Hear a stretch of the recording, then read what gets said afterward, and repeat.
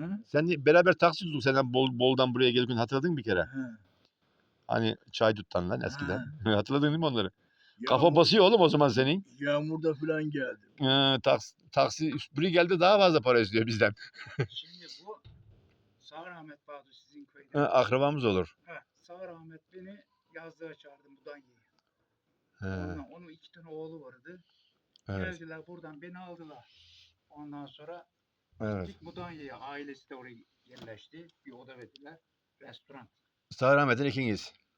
İkimiz. Bir He. de Celal'i aldım. Tirekini. Ha ben tanıyorum. Celal İstanbul'da değil mi? Öldü. He? Öldü. Hangi Celal öldü ya? Tirekinin Celal.